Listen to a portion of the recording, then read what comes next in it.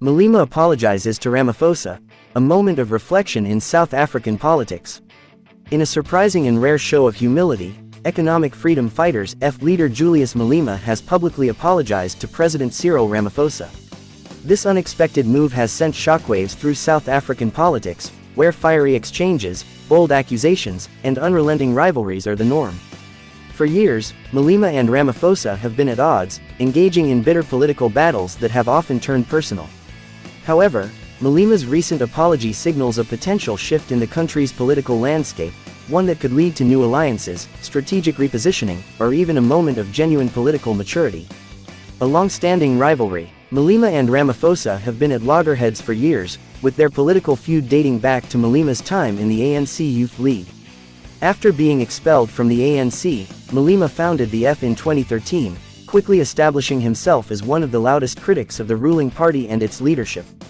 His criticism of Ramaphosa has been particularly fierce, with the leader accusing Ramaphosa of failing to transform the economy and protect the interests of black South Africans, calling for Ramaphosa's resignation during multiple parliamentary sessions, disrupting the president's State of the Nation addresses and other key events, blaming Ramaphosa for the Marikana massacre, where striking miners were killed in 2012 while Ramaphosa was a non-executive director at Lonmin. Malema's attacks were often personal, going beyond policy criticism and into character assassination. But now, after years of relentless confrontation, Malema has chosen to apologize, a move that has left both supporters and critics speculating about his true motivations. Malema's apology: "I went too far." In a recent press briefing, Malema took a moment to reflect on his past statements and admitted that some of his words against Ramaphosa were unnecessarily harsh. As leaders, we must be able to reflect on our actions. "I have been very critical of President Ramaphosa, and while I stand by my political views, I acknowledge that at times, my words were too strong.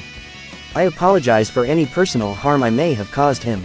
Malema went on to say that politics should be about robust debate and not personal destruction. He emphasized that while he still disagrees with Ramaphosa on many issues, he regrets making some of his attacks personal rather than keeping them focused on governance and policy. His remarks were met with mixed reactions. Some viewed them as a sign of political maturity, while others questioned whether Malema was making a strategic move ahead of the upcoming elections. Ramaphosa's response: a call for unity. President Ramaphosa, known for his calm and measured demeanor, responded graciously to Malema's apology. Speaking at a government event, he acknowledged Malema's statement and emphasized the need for unity in South African politics. "We may have our differences, but at the end of the day, we all want what's best for South Africa. I accept Mr. Malema's apology, and I hope this can be a step toward more constructive engagement in our democracy." Ramaphosa's response was seen as a diplomatic move, aimed at maintaining stability within the political landscape. Some believe he may even be open to working with Malema in certain areas, especially as coalition politics becomes more of a reality in South Africa. Reactions from the public and political analysts. The apology sparked widespread debate across the country. On social media, hashtags like #Malema apologizes and #Ramaphosa vs Malema began trending as South Africans shared their opinions. Supporters' reactions. Supporters praised Malema's decision, calling it a sign of maturity and leadership. Many believe this could open the door for the EFF to gain more political credibility. ANC loyalists saw the apology as an acknowledgement that Ramaphosa has been unfairly criticized in the past.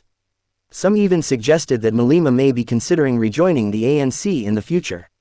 Moderates and political analysts saw this as a moment that could shift the tone of South African politics, moving away from hostility and toward more productive discussions.